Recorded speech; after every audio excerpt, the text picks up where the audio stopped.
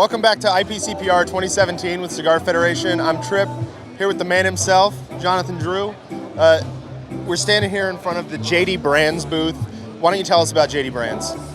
First of all, thanks a lot for the opportunity to speak to everybody. I really appreciate that. You know, do you know when I signed on to Cigar Fed?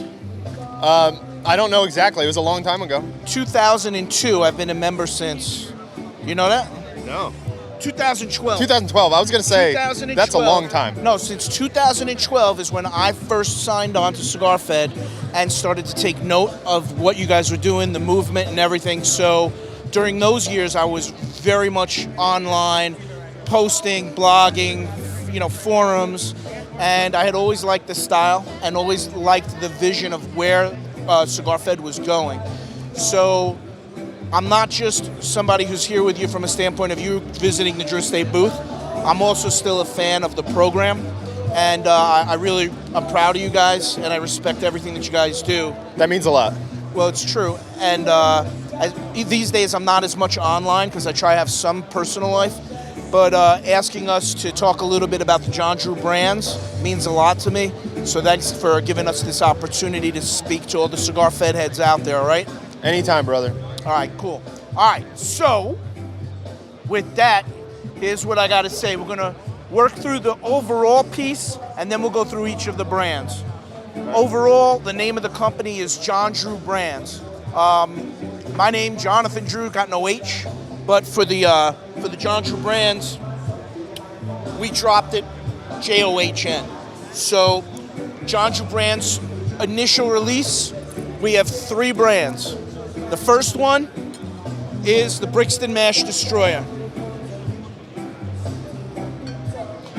Brixton Mash is a pretty cool product. It's a straight Kentucky bourbon mashed with 100% Florida rum.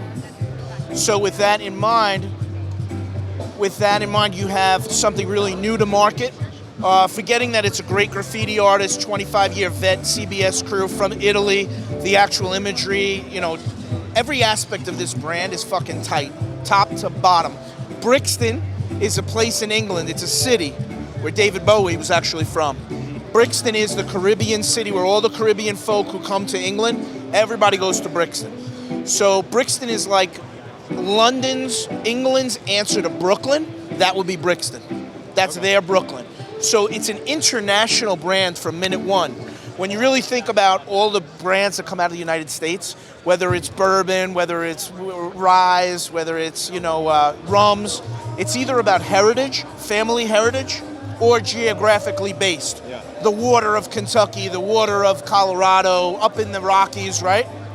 Very rarely, if ever, do you see a startup brand or an organically built brand that starts with an international image, with an international vision. So Brixton Mash Destroyer has an international image with an international vision from minute one. The mash bill plays a very important role.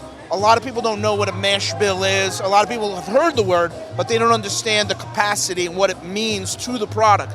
So Brixton International Mash, where we stand in educating and uplifting what it means to have a celebrated mash. Number 2, we'll talk for a minute about this bad boy right here. Oh shit!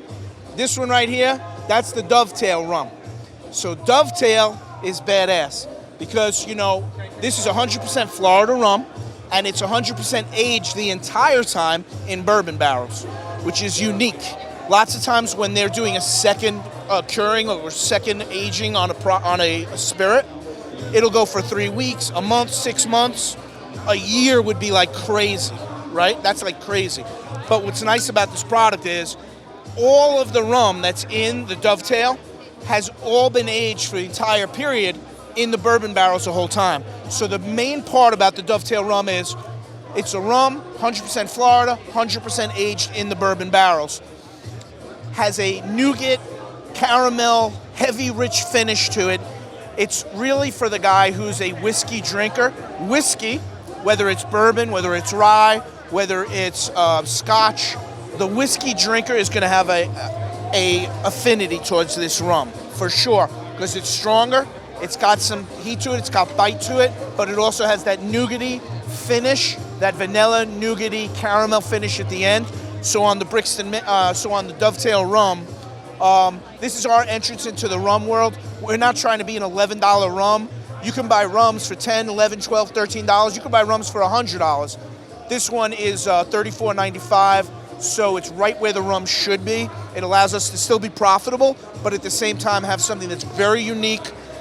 You guys know that John Drew brands, while we have the 3 entering brands, you got the Brixton Mash, you got the Dove Tale, we have a product that's under the John Drew collection. So the John Drew collection ultimately will be more than just rye. There'll be a bourbon, there'll be a rye, possibly a gin, and possibly some other little special knickknacks that we got in there, little things we're working on, because we're blending with so much different material at this point that every week it's like a different thing we're working on. There's just so much cool shit we have access to because people trust JD. We're in deep in many different distilleries in many different places in the world. So it's exciting and it's very hard for us to stay controlled and not make a million products. You see what I'm saying? I would love to come out the gate with maybe 10 products because I have a lot of interest. So we're trying to keep it cool and not get too crazy. So with that, the John Drew rye, boom, John Drew rye, this one right here, this is a Canadian rye, which right now Canada got the hot hand in rye with Whistle Pig. So that Whistle Pig is just on fire and it's a beautiful product. So finally, the Canadian rye is starting to get some of the acknowledgement that it deserves. With that, we're following up behind that, not to compete, because that's got its thing. Whistle Pig is, you know, you're talking about all these newer products, whether, when I say newer, 7 years, 10 years, whether it's a Whistle Pig, whether it's an Angel's Envy, whether it's High West. These are brands that I really look up to. I have an affinity towards those brands. I think they're made right. I think they're priced right. I think the quality's correct. So with that in mind, as we worked on our John Drew brand collection, especially in the whiskey category under the John Drew collection, I wanted our product to have depth to it.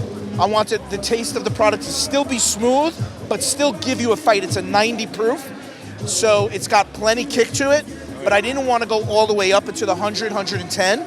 We have something, we are working on that in that section, but we didn't want that to be the initial release. You see what I'm saying? Sure, of course. This bottle speaks one language. The bottle is saying it's John Drew Collection, it's John Drew Rye, it's a signature mark.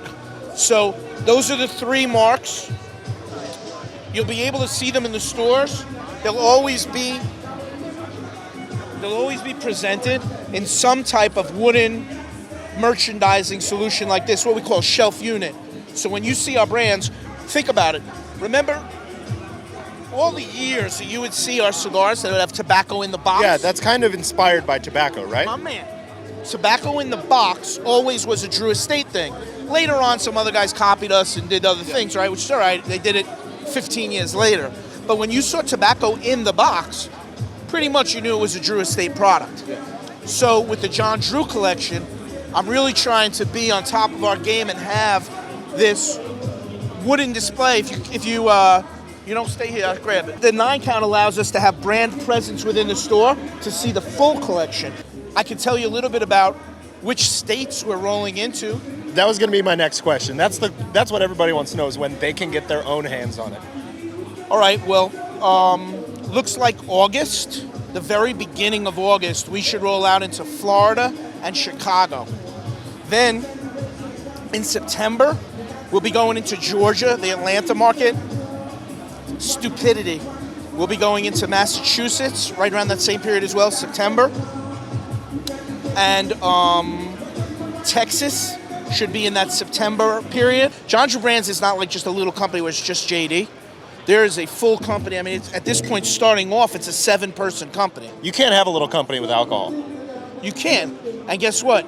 You can't have a little company when there's so much to do. It's not we're so detail oriented in these brands that, you know, Frank Moreno, who you met earlier, this guy's been doing this for 15 years. Nancy, our president's 35 years. Steve, our head of sales, 25 years. all of the people at the company, since my expertise in the spirit side is not there, I brought in a lot of guys with very deep experience so that we're able to know a roadmap. I just want to get creative the way I did in the cigar business, where we didn't need to be fifth generation. I mean, that was my line. That was my line. I've seen it 500 other times.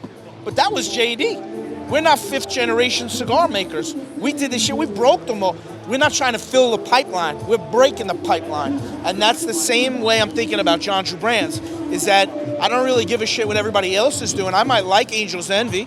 I might like Stranahan's. But that's not what we are. That's not what we're about. We're not a whiskey company. JD is not a bourbon company. John Drew Brand's going to have gin. John Drew Brand's going to have mixed drinks. John Drew Brand's going to have spirits and even beverages that ain't got nothing to do with liquor. So we're just getting mad evil. We got cash. We got financing. We got all the positioning. We got Drew Estate helping us. We got a lot of assets that we're bringing to the table right now. But we need to make sure overall that one thing happens. We got to have fun with this shit and make sure that we got everything that made Drew Estate great was that the authenticity of having fun, the authenticity of letting your creativity take you on that journey and not worrying about what other people got to say, because that's not what it's about. You get rich, don't get rich, those things come or go. Money comes or goes. What's about is that journey, and I think that, a little Mobb Deep right there.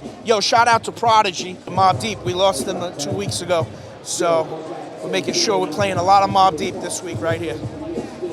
All right, John, thank you so much for telling us about it. Always a pleasure. Cigar Fed Heads, what's up? From JD, God bless, peace, love you guys.